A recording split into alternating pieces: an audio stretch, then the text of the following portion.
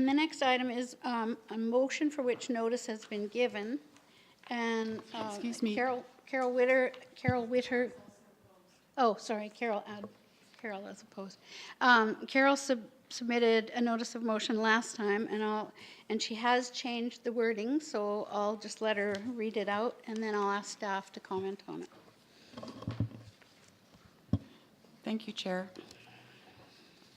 I move that staff be directed to provide the Core Area Liquid Waste Management Committee and the Technical and Community Advisory Committee with documentation that confirms an environmental and social review for McLaughlin Point and Heartland North is no longer mandated by the CRD. Okay. Is there a seconder to that motion? Seconded by Greg. Okay. Staff. Yeah, I think when we're discussing the ESR and EIS, there's quite a bit of confusion that goes on. As to Point of order, Chair. Do you not restate my motion and open it up for discussion on the floor? Well, no, generally what happens is the motion is discussed or read out. It's seconded. Then I ask staff for comments, and then it will be open for comments from the floor. My understanding is that the Chair then restates my motion and opens it to the floor for discussion. I don't think we have Sonia here. I don't see it as a huge... Through the Chair, you have discretion to call on staff for input on the motion. Thank you. That was my gut reaction. So first, I will ask staff to respond, to give us information with regard to the motion so that everybody around the table has the information, and then I'll open it up for discussion. Thank you, Chair. I just wanted to go back through a short history of the ESR and EIS, how they evolved. I was quite interested in going through that myself as well. Originally, ESRs came out in the 1990s, and they were developed to do the environmental and social reviews for projects. They were basically, the guidelines were set at that time, and they were successfully used by the CRD on a number of projects, including the Saanich Peninsula wastewater treatment plant system out on the peninsula. We used it for the Bear Hill Reservoir project up by Elk Lake, those types of projects. Around 2007, the CRD embarked on a comparative ESR process which dealt with topics related to the actual siting and operating of the wastewater treatment plant facilities. So they went down that road for using the ESR framework. And then we got to 2008 and 2009, and by that time it became obvious that ESR guidelines and topics that were discussed in that format were also very similar, basically duplicating all of the items that were in the environmental impact studies by the federal government. So MOE from the province and Environment Canada got together. They basically developed an EIS format that would be used by the CAS project to do all the environmental impact studies. So the name changed to EIS at that point. And this was basically borne out by the fact that all the same topics were discussed in both of them. It just basically saved time, money, and people could get into it. That progressed to 2010, and Amendment 8 was written up in 2010 and submitted. And within Amendment 8, under Appendix F, is actually the environmental impact study for terrestrial environment for Macaulay Point and Heartland facility, or McLaughlin Point and Heartland facilities. It should be pointed out that when Amendment 8 was approved, it actually went through a public process. It went through the TCAC of the day. It was approved by core area committee, went through the board and was approved, and then went on to the Ministry of Environment for approval. So each step of the way, everybody had a good look at it. It was approved by everybody at that time. I think from this this motion that's on the table right now, it's our position that the ESR that's being asked for has been done, but was under the EIS name. And I hope that sort of brings everybody up to where Okay. we're at right now. It's been a long road. Thank you. Comments and questions? Carol and then Dar. Well, I guess I have a different picture from my sleuthing. So I'm looking at a report to the Core Area Liquid Waste Management Committee dated June 10th, 2009, and the subject is the Westland Resource Group contract extension. And the background is that back in 2007, Westland was awarded a contract to carry out treatment plant site investigation and evaluation work for the project. And in Appendix A, it provides a brief description of the work on facility siting and evaluation carried out by Westland in 2007 and 2008, along with a more detailed account of the work completed to date in 2009. And then it goes on to provide a list of the major work elements proposed for the remainder of 2009, which I will get to, but basically they were asking for additional funds required to do the work that was proposed to the end of 2009. And this work, which is associated with facility siting and community benefits, includes some of the following tasks. Excuse me. So item 3 in Appendix A of this report clearly says for McLaughlin Point, and this is in June of 2009, to confirm siting and conduct an ESR for McLaughlin Point. And then item 5 says to prepare an environmental impact study and EIS for all proposed wastewater facilities. So clearly still in 2009, the two are separate reports. And then there's a recommendation to the steering committee that the contract of Westland Resources Group be increased by $620,572 to enable the completion of the work described, that I just described. And then in Appendix A, it goes on to speak to representatives of the provincial and federal governments are engaged in discussions about the environmental assessment requirements for the CRD's wastewater program. And in addition to preparing ESRs to comply with requirements of the CRD, the Ministry of Environment will require an environmental impact study. So again, stating that they are two separate entities. And then goes on to say that for the remainder of 2009, the major work program elements will include conduct a siting and ESR study of all other CRD facilities and prepare an EIS for all proposed CRD wastewater facilities. So clearly they are two separate reports. And then I go to the Westland Memorandum, and it's talking about the budget and why they're asking for an additional $636,000+. And it acknowledges that they're doing a ESR for the Saanich East North Oak Bay facility. It also makes reference to Clover Point, to prepare an ESR for Clover Point, to prepare an ESR for Macaulay and McLaughlin, and to prepare an ESR for West Shore. And then item 5, to prepare an environmental impact study for upland components of all proposed facilities. So still clearly two separate entities. And then it goes on to talk about the costs. And then it says that the provincially required EIS for all sites is estimated to cost about $98,000, assuming that the technical information from the ESRs can be adapted for use in the EISs.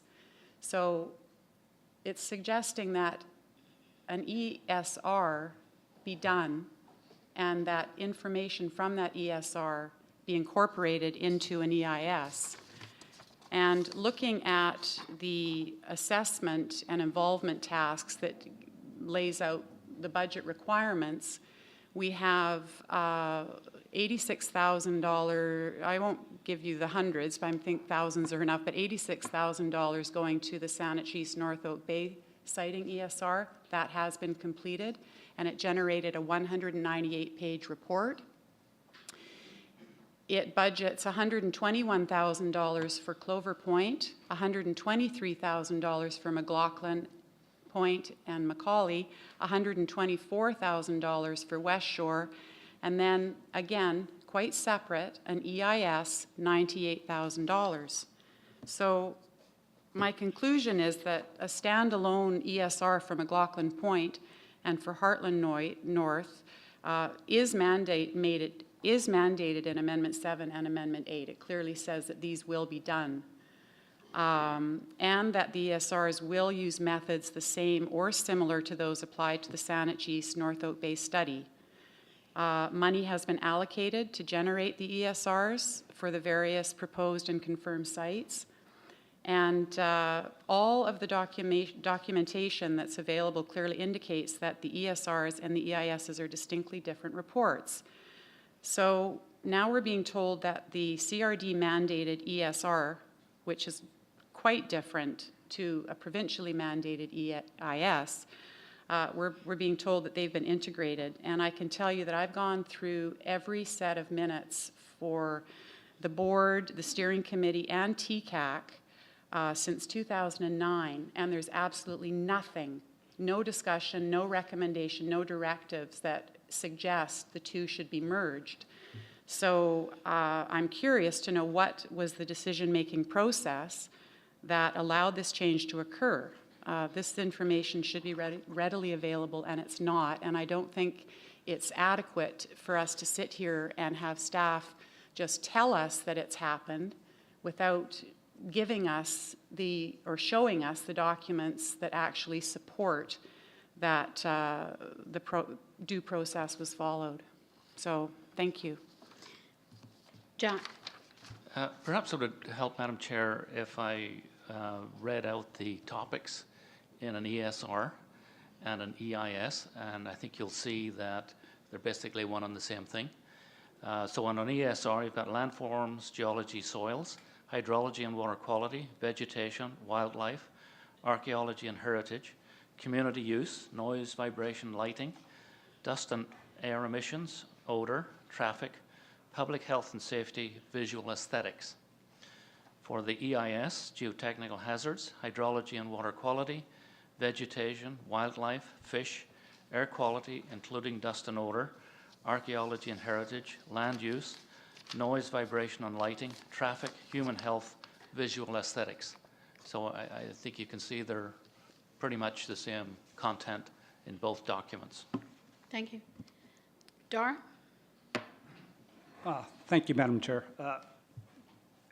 I have my own sort of ambiguities around these two terms, because when I look at it, I understand the EIS is provincially mandated. So it's a technical document that staff will go through.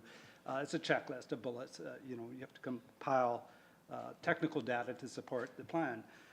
When I look at the ESR, to me, that suggests it's more of an engagement activity, a public engagement activity, that the CRD is mandated upon itself to go out into the community and speak to residents, businesses, whatever it might be, the township, staff, whoever, and get feedback from those stakeholders into regards to how the plan will impact their community and their lives.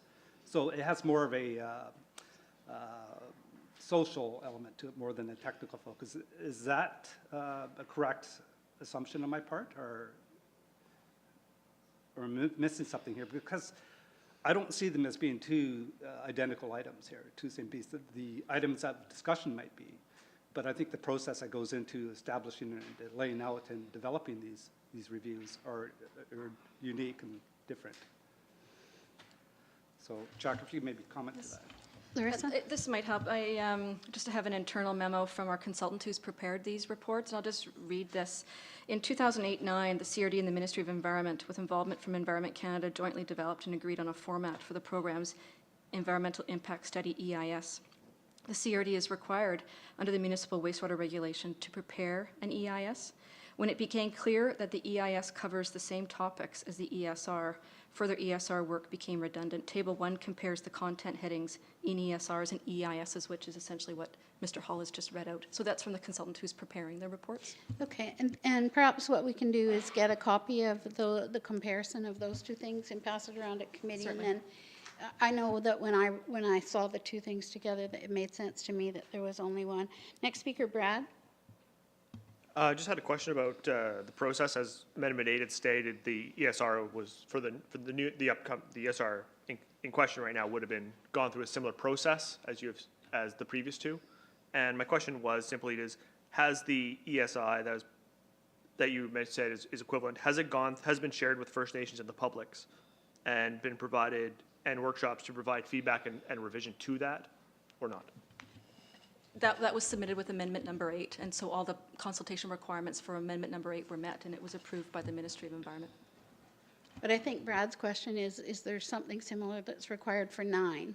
Oh, for 9. Oh, I'm sorry, I didn't hear that part of your question. So in discussions with the ministry, the amendments that have come forward to the Technical and Community Advisory Committee, which you've considered today and at your last meeting, are considered minor amendments. And so the requirement is to bring these amendments to this committee. Then it goes back to the Core Area Liquid Waste Committee with your comments and feedback. And then there's a letter that goes to the minister requesting the changes. In other words, it's not a major amendment, it's a minor amendment, and those major and minor amendments trigger different consultation requirements from the ministry. Thank you. Dwayne? Calendar. So just to remind, we're here to provide comment on amendments for Amendment Number 9. The whole issue of ESR and EIA is not within this amendment, so I really think that this is an inappropriate discussion at this committee. I would suggest that it's probably appropriate to take it more to the Core Area Committee if there's clarifications needed. I just see that's out of terms of this committee. Thank you. Carol, you had another comment? Well, it is on the agenda, so I guess it is relevant to this committee at the time, right now. And referring to the report that you mentioned that supports integrating an ESR with an EIS, was that ever vetted through the steering committee or the board or TCAC that change was going to happen? At what level was that change made? Was it at the staff level? Because there's no evidence that it went to the steering committee, the board, or TCAC. And there's also no mention of where the over $600,000 that was allocated to do the ESRs, where that money went. So I think it is very relevant. And as part of the committee that is here to represent the public, I think this is entirely relevant to this committee. And if it is still included in Amendment 9 that the CRD is committed to fulfilling an ESR as it's mandated, then should that not be an amendment to the plan if we're not doing it anymore? This is important. Dwayne? Well, once again, that's not documented, and it's not an amendment coming forward, Amendment Number 9. Just because this was put on the agenda as a notice of motion, I don't believe gives validity to have this discussion. Again, I think this is a discussion that's appropriate at the Core Committee and not at this committee. Our mandate, and we can look at the terms of reference again, and our documentation is to deal with the amendments in Amendment Number 9 and comment on them. And that is not an Amendment Number 9. Thank you. So I just would like to ask, is it in your opinion then that the commitment should remain and be carried forward to Amendment 9? Let's put it this way. You're talking about Amendment 8, and Amendment 8 had the appropriate documentation submitted to the Ministry of the Environment. If the Ministry of the Environment was not happy with it, they would have let us know. So I tend to agree with Mr. Kalinchuk that what you're talking about isn't relevant to what we're supposed to be doing within our terms of reference. However, I allowed it on the agenda so we could get full discussion about what the difference was between an EIS and an ESR. When you talk about the amounts of money that were committed to it, Mr. Kalinchuk is 100% accurate in that that should be a question that you can submit through staff to the Core Area Liquid Waste Management Committee. Thank you. So I don't believe we need to, thanks. Brad? One quick question, Jack. Sorry to go back to you on with regards to our schedule. If this has a schedule change at all and could reflect a flexibility to incorporate an ESR if the government did come back and say that, or are we comfortable enough that with the plan of 2018 we're going to meet it as previously passed last meeting? I just want to get some comment on that. Jack? A bit of a theoretical question. I mean, based on what we've done so far, if we had to issue a document that had ESR as its title, it wouldn't be a major activity to do that because we've done the work that would be in the content of that report. So it would not have any impact at the end of the day. We're good in terms of our overall schedule. Thank you.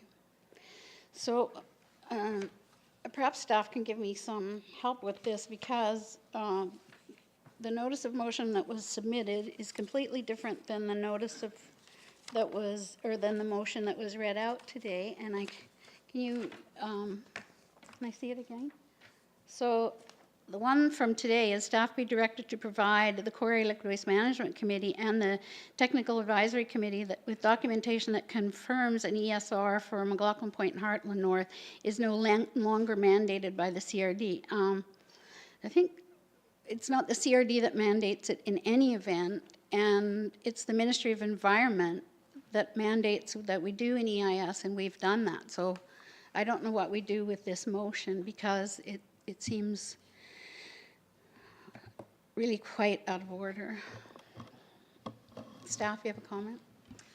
I can just suggest that this discussion will be in the minutes, and the minutes will be going to the Core Area Committee. So if there is outstanding issues, and staff will be prepared to respond to questions at the Core Area Committee around it.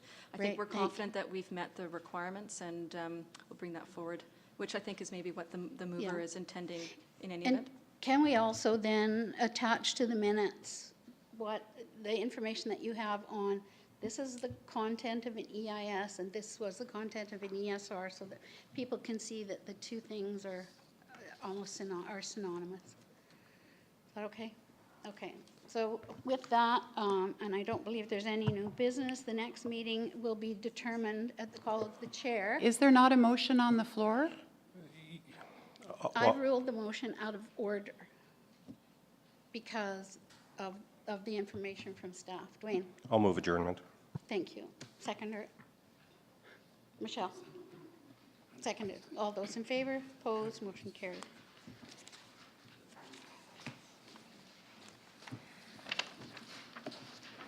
Oh, well.